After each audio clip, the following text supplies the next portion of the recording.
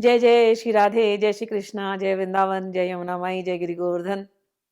हम लोग श्रीला प्रबोधानंद सरस्वती द्वारा विरचित वृंदावन महिमामृत इसके श्लोकों पर ध्यान मनन कर रहे हैं। मैंने अब तक द्वितीय शतक के 40 श्लोकों तक का वर्णन किया है। आज हम लोग उसके आगे का श्रवण मनन करेंगे। मैंने हमेशा कहा है कि एक एक श्लोक जो है वो साक्षात ध्यान है और वृंदावन का ध्यान है। भगवान का ध्यान करने में हम भगवान के नाम, लीला, गुण और उनके धामों का स्मरण करते हैं।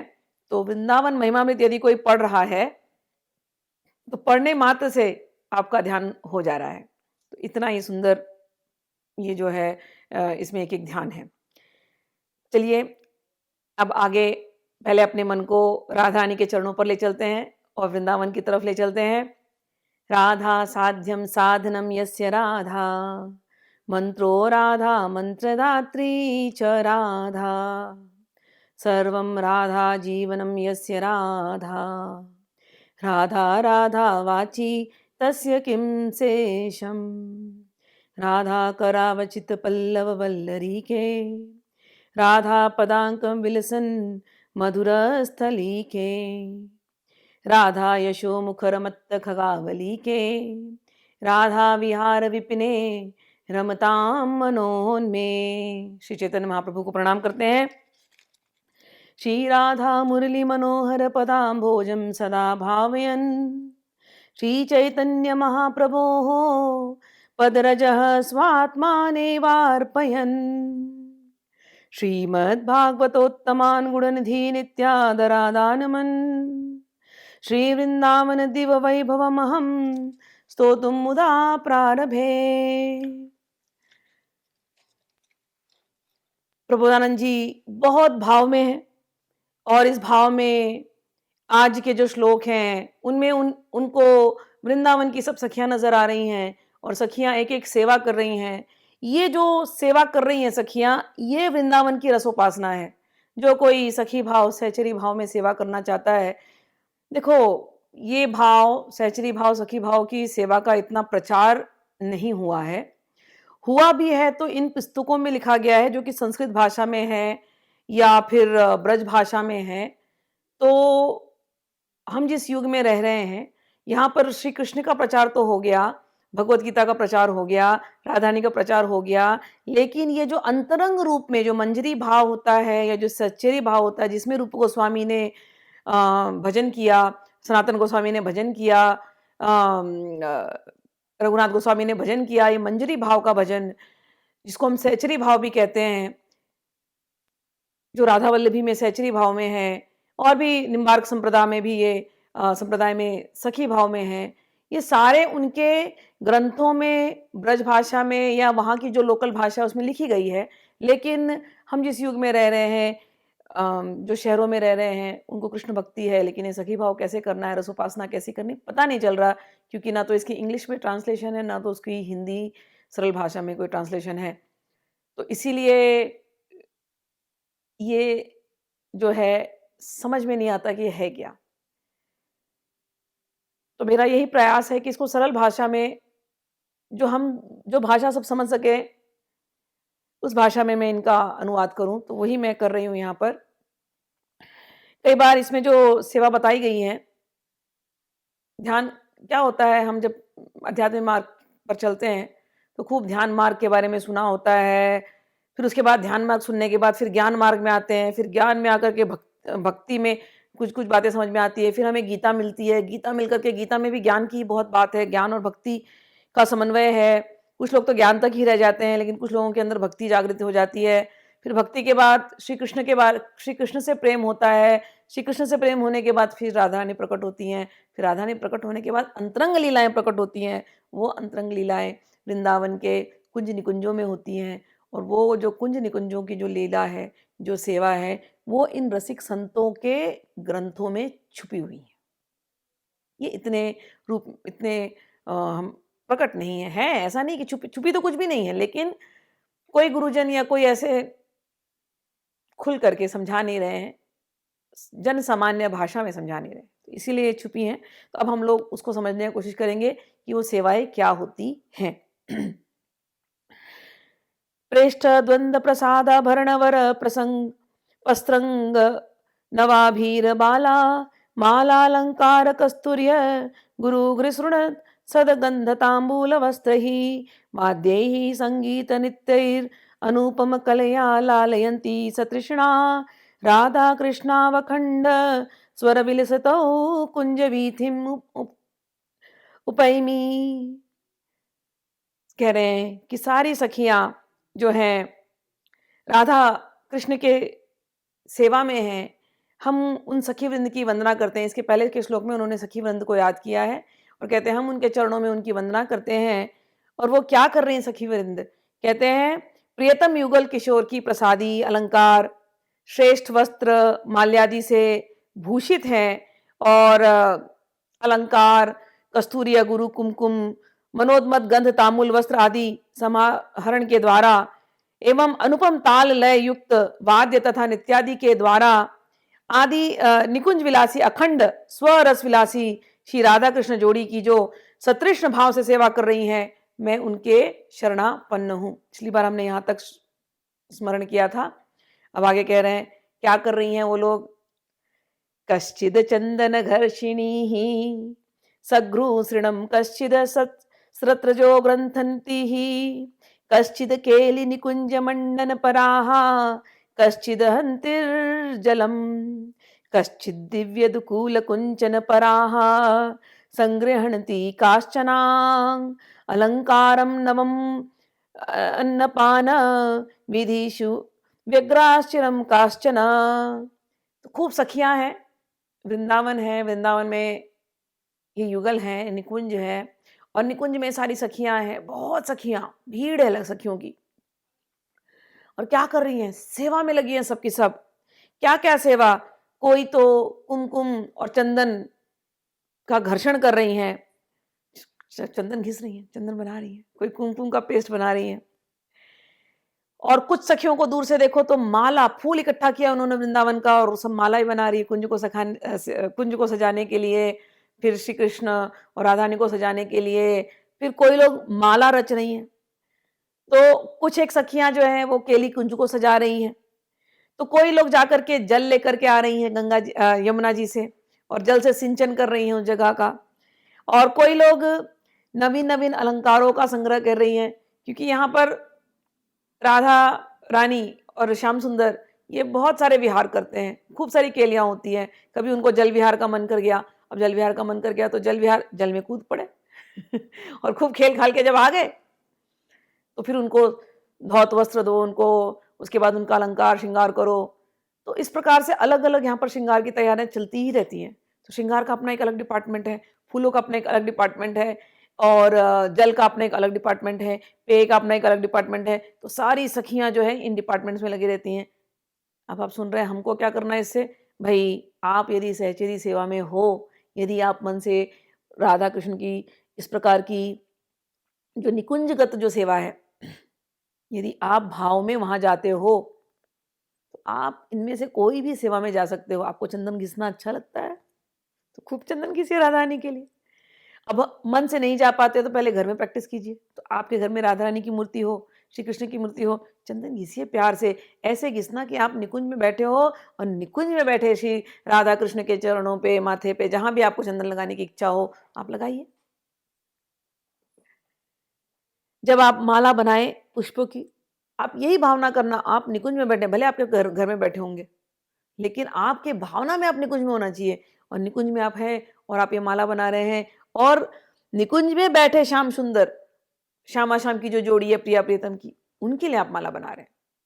तो ये भावना यहाँ घर से शुरू होती है और यहाँ करते करते करते करते जब आप बैठे बैठे आप निकुंज में ही हैं, हर सेवा में आप निकुंज में ही हैं। आप जब किचन में खड़े रह के भोजन बनाते हो ना, तो ये मत सोचना कि आप अपने अपने लोगों के लिए तो बना रहे हैं, लेकिन ये जो भोजन बन रहा है मैं निकुंज में हूं, ये निकुंज में मेरे प्रिया प्रियतम हैं, उन प्रिया प्रियतम के लिए और मेरी सखी वृंद हैं, उन सखी वृंद के लिए आज ये प्रसादम बन रहा है, आज ये नैवेद्य है। तो जब आप ऐसे घर में रह करके भी जब आप सेवा करते हो तो सारी सेवा वो भगवदीय हो जाती है। तो यहाँ जो दिया जाता है, ये जो ध्यान किया जाता है, तो अलग से ध्यान नहीं है, दिन भर ये ध्यान चल सकता है। आप अपने घर में झाड़ू लगा रहे हो, आप ये भाव करो कि नहीं, नहीं, ये मेरे घर में झाड़ू नहीं है, ये तो निकुंज में मैं सोनी सेवा दे रही हूँ।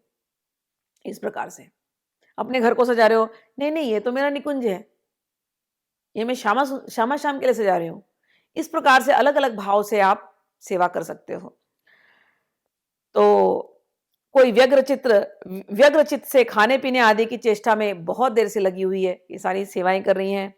ताम्बूलोत्तम वीटिकाधिकरणे कश्चिन्निविष्टो नवाः कश्चिन्नर्त नर्तनगीतवाद्यसुकला सामग्री सम्पादिकाः स्नानाभ्यङ्गविधौ च कश्चन रताः संवीजनाद्यै सदा कश्चित् सन्निधि सेवनाति मुदिता कश्चित् समस्तेक्षिकाः। कोई कोई सखी तांबूल वीटिका लेकर के आ रही है और उसके निर्माण करने में संलग्न है। तो कोई नृत्य गा रही है, कोई नृत्य कर रही है, कोई गीत गा रही है, कोई वाद्य बजा रही है। यदि आपको नृत्य आता हो, गाना गाना आता हो, भजन करना आता हो, जैसे भी भजन आप करते हो, आप ये मत सोचना कि आप अपने घर में कर रहे हो। आप भावना में ना निकुंज में रहना और निकुंज में श्यामा-शाम के बीच में और इन सखी वृंद के बीच में बैठ कर के आप भजन कर रहे हो।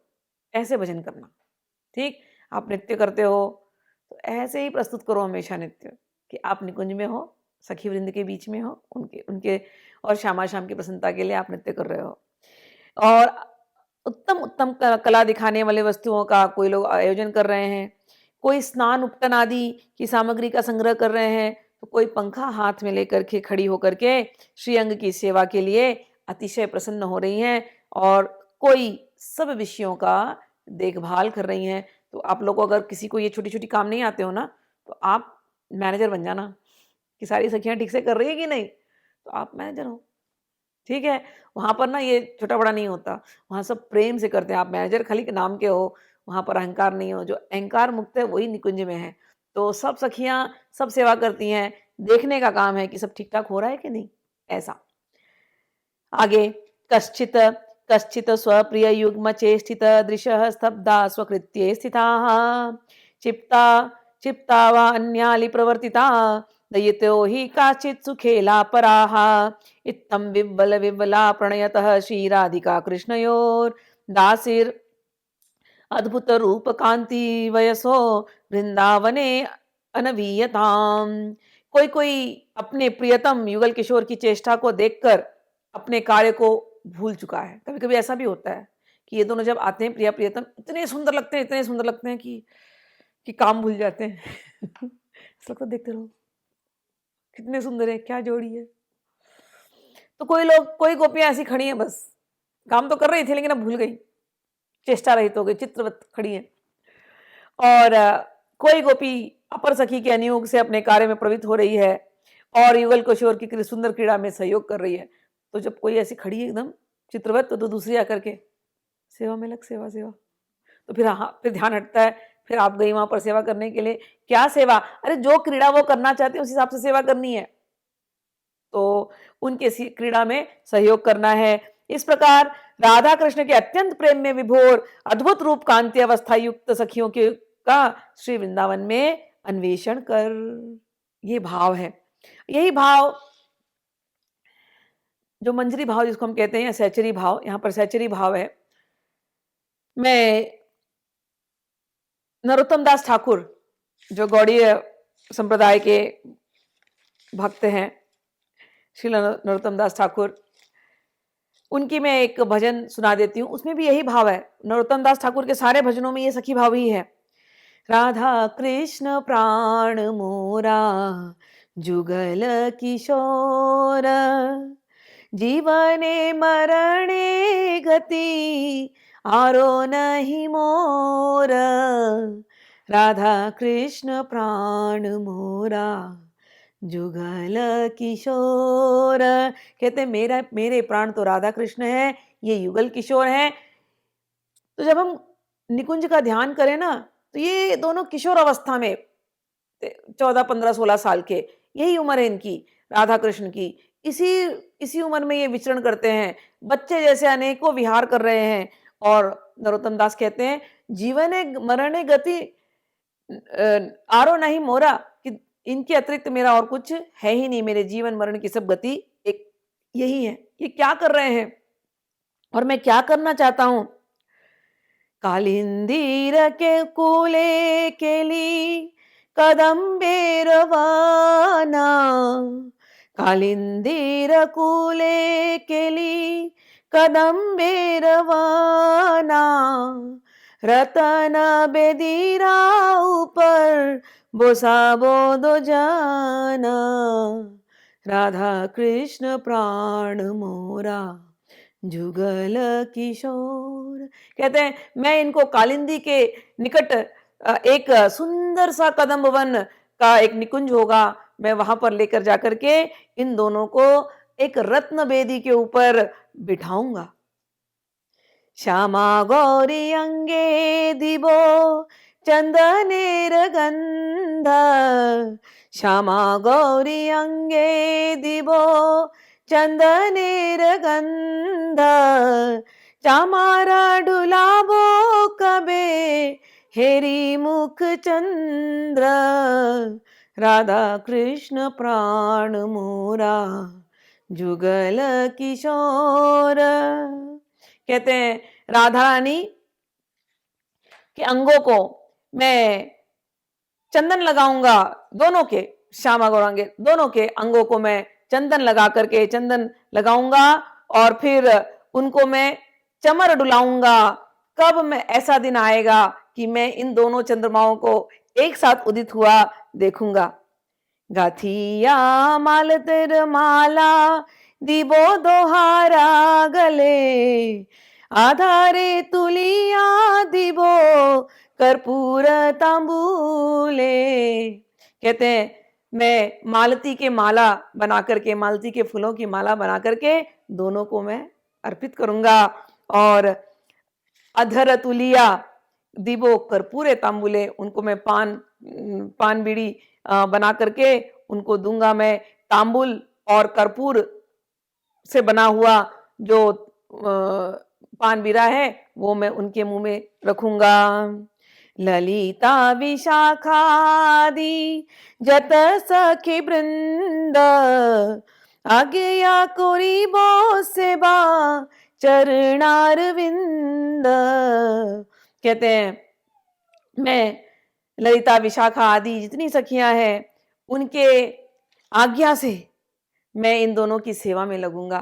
तो सखियों की ये जो बात प्रबोधानंद सरस्वती कह रहे हैं वही बात नरोत्तम दास ठाकुर कह रहे हैं कि ये सारी सखियों के शरणापन है, ये हमें आज्ञा दे कि हम इस प्रकार की सेवा, चंदन की सेवा, माला पहनाने की सेवा, पान देने की सेवा इत्यादि हम करें, चमर ढुलाने की सेवा इत्यादि हम करें। ऐसी ललिता विशाखा हम पर कृपा करें।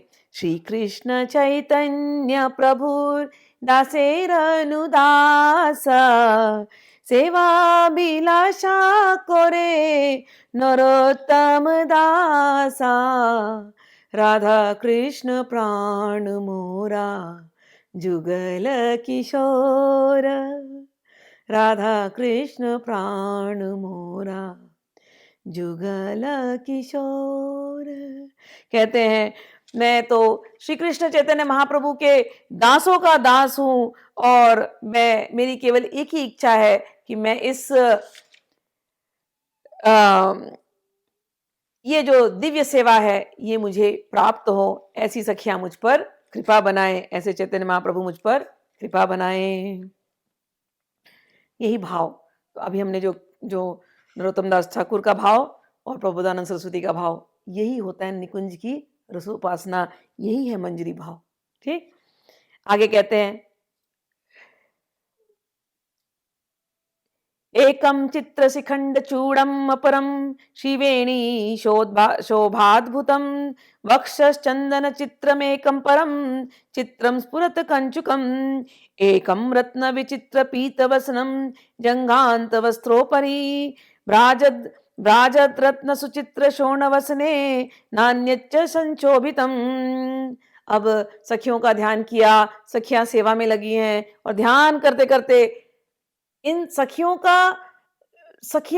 किसकी सेवा कर रही हैं, तो वो जो है श्यामा श्याम इन युगल का ध्यान आता है तो ये दोनों एक रत्नवेदी पर बैठे हुए हैं। एक ने सुंदर सी पीतांबरी धारण करी हुई है, एक ने सुंदर सी साड़ी धारण करी हुई है, एक ने मोरपिच लगाया हुआ है और एक ने शीश फूल धारण किया हुआ है, और एक एक के बाल घुंघराले घुंघराले हैं और दूसरे के बाल लंबे से हैं और उसमें खूब फूल लगाए हुए हैं, और एक के वक्षस्थल पे चंदन लगा हुआ है और दूसरी ने उसके वक्षस्थल पर बहुत सुंदर सी कंचुकी शोभित है। और इस प्रकार से ये दोनों श्यामा श्याम प्रिया प्रियतम यहाँ पर वृंदावन के निकुंज में, जहाँ सब सखियां सेवा में लगी है, यहाँ पर बैठे हैं। रे मन, तो इसका ध्यान कर। इस प्रकार दिव्य विचित्र वेश माधुर्य से मंडित, चारों दिशाओं में विचित्र कांति विस्तार करते हुए गौर नील व पुधारी ये वे युगल किशोर जो परस्पर प्रेमावेश में हास्य युक्त महासौंदर्यशाली रंग में श्री वृंदावन के स्थावर जंगात्मक चिदघन वस्तु मात्र को ही कांची नुपुर झनकार में एवं मुरली के मनोहर गीत में सम्यक प्रकार से मुग्ध करते हुए विराजमान है। रेमन, तू इनका ध्यान कर। ये दोनों बैठे हैं, ऐसे नहीं बैठे पत्थर की मूर्ति जैसे जैसे आप मंदिर में देखते हो, ना ना ना, दोनों हंस रहे हैं, बात कर रहे हैं। सखियां तो इतना काम कर ही रही हैं, दोनों हंस रहे हैं, बात कर रहे हैं। बात करने में कभी चल रहे हैं तो चलने से इनके पायलों की आवाज आती है, इनके कमर पर करधनी है उसकी आवाज आती है, उसकी छोटी छोटी घंटियां लगी हैं तो उन घंटियों की आवाज आती है। तो उस आवाज को सुनो। कह रहे वृंदावन में ये आवाज गूंज रही है, इनकी हंसी की आवाज, इनकी बातों की आवाज, इनकी करधनियों की आवाज, चूड़ियों की आवाज, नुपुर की आवाज, इनके हंसने की आवाज, और ये पूरे वृंदावन के जितने स्थावर जंगम है सबको ये मुग्ध किए जा रही है। और श्लोक नंबर 46 का भाव दे रही हूं। उसी मणिमय रंगमंच पर सखी गणों के मुखोच्चारित शब्द तथा मृदंग ध्वनि के होते ही पर्दे को दूर कर विकीर्ण करते हुए करते करते प्रवेश पूर्वक अतीव आश्चर्यजनक नाना प्रकार से हस्तभंगी सहित नृत्य करते हुए तथा महाआश्चर्यमय अंगों व नेत्रों की भंगी के द्वारा सुमहान काम रासोत्सव का विधान करने वाले मेरे प्राण प्रियतम श्री युगल किशोर का भजन कोई पुण्यात्मा ही करता है। ऐसा ध्यान, और उसके बाद कभी कभी रासलीला का ध्यान, और रासलीला में इस प्रकार का ध्यान कि सब सखियां लगी हुई हैं, खूब गायन हो रहा है, खूब वाद्य बज रहे हैं, और फिर पर्दा खुलता है, और पर्दा खुलता है और उसमें ये दोनों आते हैं, प्रवेश करते हैं। आहा, जब ये देखते हैं सबकी तरफ जिस तरह से प्रवेश करते हैं, यहाँ देखते सखियों को, वहां देखते सखियों को, हाय सखियों का तो क्या होता होगा। धड़कने रुक जाएं जब ये अंदर आते हैं इस प्रकार से, इतने दोनों सुंदर प्रिया प्रियतम। कहते हैं ऐसा कोई ध्यान करता होगा तो अपने हृदय के पर्दे को खोलो और उस पर्दे में रास की स्थली यमुना के किनारे उसका ध्यान करो, और उस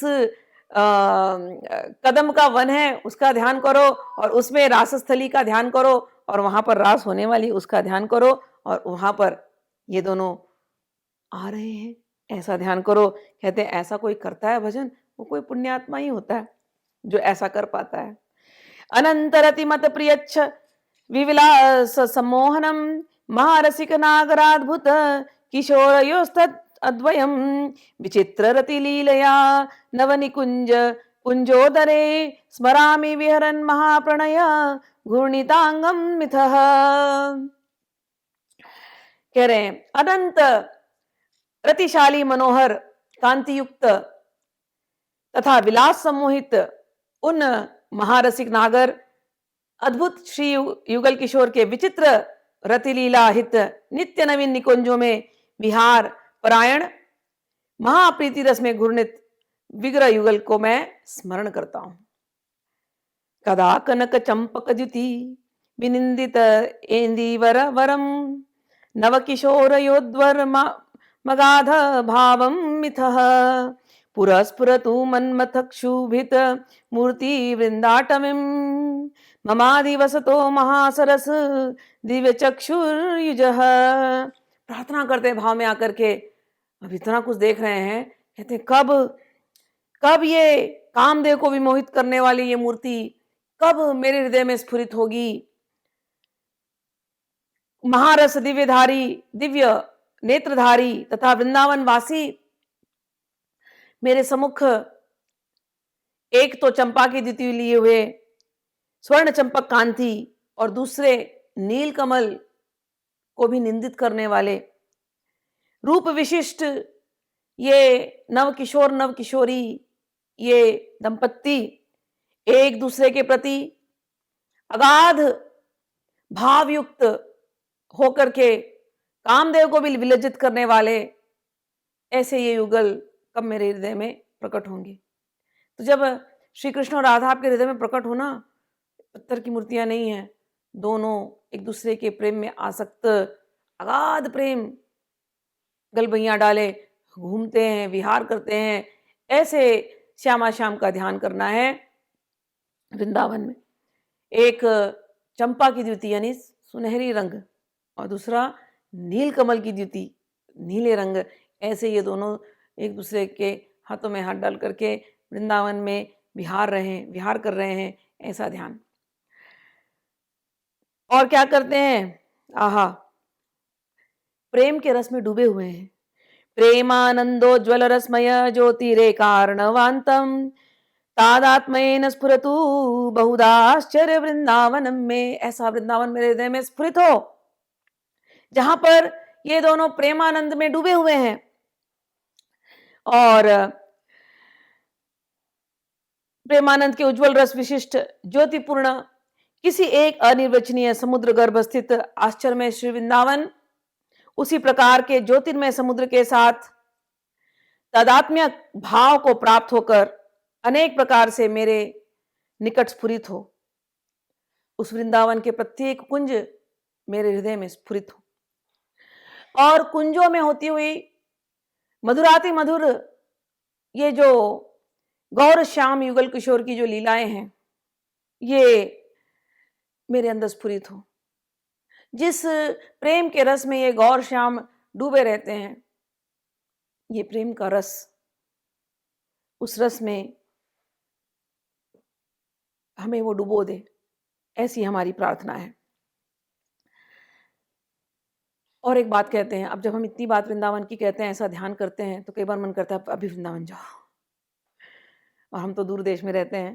तो ये जो बात जो कह रहे हैं श्लोक नंबर 50 मुझे बहुत अच्छा लगता है, ये मन को सुकून देता है। सुनिए, आप कहीं भी रहते हो लेकिन इस श्लोक का भाव आपको अच्छा लगेगा। दविष्टे यस्तिष्ठेदति कुकृति निष्ठ कुविषये सकृद वृंदाटव्यास्तृण कमपि वंदेत सुकृति स तत्प्राणस्योच्छृंखल निखिल शक्तेः करुणया ध्रुवं देहस्यान्ते हरिपदलम भ्यंच लभते। कहते हैं कोई दूर देश में रहते हुए भी,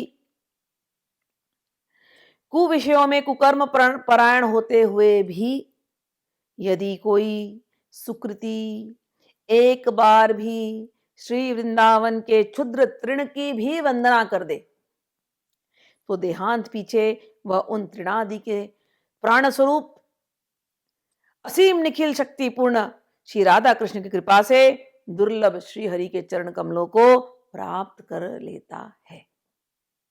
ये मन को संतावना देती है बात कि कितने भी हम दूर देश में हैं, अब जब दूर देशों में रहते हैं हम ऐसे आचरण नहीं कर पाते जैसा कि ग्रंथों में लिखा गया है, खास करके विदेशों में रहें तब तो बहुत मुश्किल हो जाती है।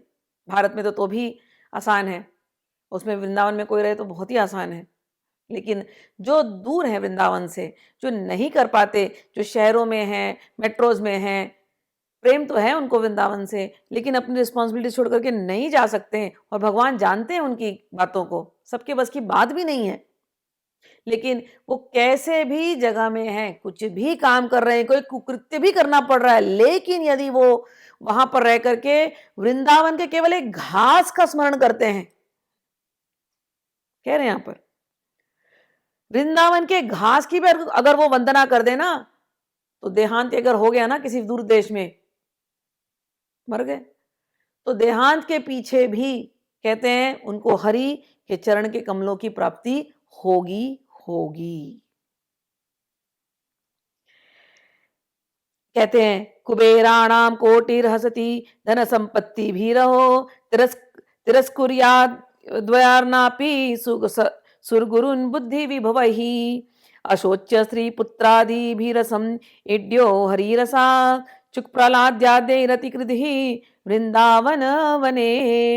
इस वृंदावन में प्रीति करने वाला पुरुष धन संपत्ति के द्वारा कोटि कोटि कुबेरों की भी उपहास करता है, बुद्धि संपत्ति के द्वारा देवताओं के गुरु बृहस्पति का भी तिरस्कार कर सकता है, और स्त्री पुत्र आदि कुटुंबी भी उसके लिए शोक नहीं करते। वह श्री हरि रस विषय में श्री शुक प्रहलाद आदि द्वारा प्रशंसनीय है। ये महिमा है केवल वृंदावन के ध्यान का, कि शुक आदि भी प्रहलाद आदि भी ऐसे व्यक्ति की प्रशंसा करते हैं। त्यक्त्वा सर्व गृह द्वार सकल गृणालंकृत स्त्री सुतादीन सर्वत्रात्यंत सम्मानमथ महत सत्कुलाचार धर्मान माता पित्रो गुरुणपि च नहि मना गगरहि कोमलात्मा यो या देव वृंदावनमयम् अखिलैः स्तूयते धन्य धन्यः। कहते हैं सब लोग उस व्यक्ति की प्रशंसा करते हैं और उसे धन्यवाद देते हैं जो बिल्कुल विचलित नहीं होता अपने वृंदावन के ध्यान से, जो वृंदावन जाकर के रहता है। यदि घर वाले उसको रोकते हैं फिर भी वो कहता है नहीं, घर वालों की बातों से विचलित नहीं होता, चला जाता है वृंदावन, सबको त्याग करके। महान सम्मान उसको संसार में मिलता हो, लेकिन वो महान सम्मान को त्याग करके वृंदावन में जाकर के रहने का निश्चय कर लेता है। बहुत सारे धर्म के पालन जो वो कर रहा था पहले, वो सब छूट गया उसका, लेकिन केवल वृंदावन में जाकर के रह रहा है वो। हो सकता है लोग उसकी पहले तो अवहेलना करें, पहले तो उसकी मजाक उड़ाएं कि ये क्या कर रहा है, लेकिन अंत तो गत्वा कोई वृंदावन में अगर ये सब कुछ सह करके जाकर के रह गया तो कहते हैं बाद में जब सबको समझ में आता है तो सब उसकी प्रशंसा करते हैं, उसे धन्यवाद देते हैं। कोई माता पिता एवं गुरुजनों के आग्रह में जरा भी कोमल चित्त हो ना हो करके जब वो वृंदावन जा सकता है, ऐसा कोई व्यक्ति होता है, तब सब लोग उसकी प्रशंसा करते हैं एवं उसको धन्यवाद देते हैं। समस्त जीवों के दोषों तथा गुणों को न ही सुनता हुआ और न ही ग्रहण करता हुआ सब वृंदावन वासियों सभी प्राणियों के में गुरु बुद्धि से दंडवत प्रणाम करता हुआ सब अभिमान छोड़कर एवं निरंतर परम निष्किंचन भाव से श्री राधा कृष्ण के प्रेमानंद में अश्रु बहाता हुआ कोई पुण्य आत्मा ही वृंदावन में वास कर सकता है। बार बार ये सिखाया है रहनी वहां की, कि अहंकार नहीं हो और वहां के सभी स्थावर जंगम जीवों को तुम गुरु तुल्य समझो, सबका आदर करो, और किसी के ना दोष देखने, किसी के ना गुण देखने। वहां तो केवल एक ही स्मरण करना है, बस भगवान के गुण, भगवान के गुण, भगवान के गुण, और कुछ वहां करना ही नहीं है। सभी को प्रणाम और निष्किंचन भाव से, यानी जो मिला जैसा मिला संतुष्ट भाव में वृंदावन में वास करता हो, ऐसा कोई व्यक्ति वो बिरला ही होता है, तो बहुत ही पुण्यात्मा होता है। क्रंदन एवं आर्त स्वर से भूमि पर लोटपोट होते होते प्राण बंधु को दंडवत प्रणाम करते करते दांतों में तृण धारण कर कृपा कटाक्ष के लिए कोटि कोटि दीन वचन उच्चारण करते हुए श्री वृंदावन के वृक्ष के नीचे एकांतवासी होकर के हाथ पर कपोल रख करके आंसू बहाता हुआ जो कोई दिन रात व्यतीत करता है वह अति धन्य और वही अनन्य है। भाव दे रहे हैं कि वृंदावन जाकर के चाट पकौड़े खाने के लिए नहीं जाना है, वृंदावन जाकर के इस भाव में खो जाना है। मंदिर तो बहुत है वहां पर, लेकिन वृंदावन में कहीं ऐसे मंदिर के सामने ही या यमुना के किनारे ही जहां आपको मिल गया एकांत, किसी वृक्ष के नीचे एकांत में बैठ करके श्यामा श्याम का ध्यान करना, भावपूर्ण ध्यान करना, ध्यान में प्रेमाश्रु बहाना, यही वृंदावन की रहनी है। धाम वासियों को नमस्कार करना, सारे अहंकार को जला देना, यही वृंदावन की रहनी है। अब अंत का श्लोक लेते हैं, 55वां श्लोक। मुंचन शोकाश्रुधराम सतत रुचिमान ग्रास मात्रा ग्रहे अपि क्षिप्तो बद्धो हतो भागिरिवद विचल सर्वसंगैर्विमुक्तः नैष्किच्चन्येक काष्ठां गत उरतरयोत्कण्ठया चिन्तयन् श्रीराधा कृष्णांघ्रि पंकेरुहदल सुषमाम को अपि वृंदावने अस्ति। कहते कोई एक ही ऐसा होता है, बहुत कम लोग ऐसे होते हैं, बहुत कम पुण्यात्मा ऐसे होते हैं जो वृंदावन में निरंतर अश्रु बहाते हुए रहते हैं, और जैसा भी भोजन मिल गया, रुचिकर हो या अरुचिकर हो, जो एक ग्रास ही मिल गया, केवल उसी ग्रास को लेकर के संतुष्ट होकर के रहते हैं, उन्मत्त होकर के रहते हैं, मतवाले होकर के रहते हैं, बद्ध हत हाथ जोड़े हुए रहते हैं, तथा पर्वत की भांति अचल एवं सर्वसंग रहित, संसार से मिलने से त्याग दिया संसार को, सर्वसंग रहित परम निष्किंचनता की पराकाष्ठा प्राप्त अत्यंत उत्कंठा से श्री राधा कृष्ण के चरणारविंदों की शोभा का जो ध्यान करता है, वह कोई भाग्यवान पुरुष ही वृंदावन में विराजमान करता है। तो भाग्यवान किसको कहा? जो अनन्य भाव से प्रेमाश्रु बहाते हुए वृंदावन में रहता है। तो ऐसे कोई वृंदावनवासी हैं, उनको हमको नमस्कार है। अब यहाँ पर हम रोकते हैं, प्रबोधानंद सरस्वती से प्रार्थना करते हैं, वृंदावन के सभी रसिक संतों से प्रार्थना करते हैं, चैतन्य महाप्रभु से प्रार्थना करते हैं, श्री श्री राधा कृष्ण से प्रार्थना करते हैं, वृंदावनेश्वरी से प्रार्थना करते हैं कि ऐसा भाव हमारे अंदर भी सुदृढ़ हो, और जब तक नहीं हो तो भी हम दूर देशों में रहें, फिर भी हम वृंदावन के सभी जीवों को यहाँ से नमस्कार करते हैं। वृंदावन हमारी रक्षा करे। अब हम लोग बाकी के भावों को अगले वीडियो में करेंगे। तब तक के लिए राधे राधे।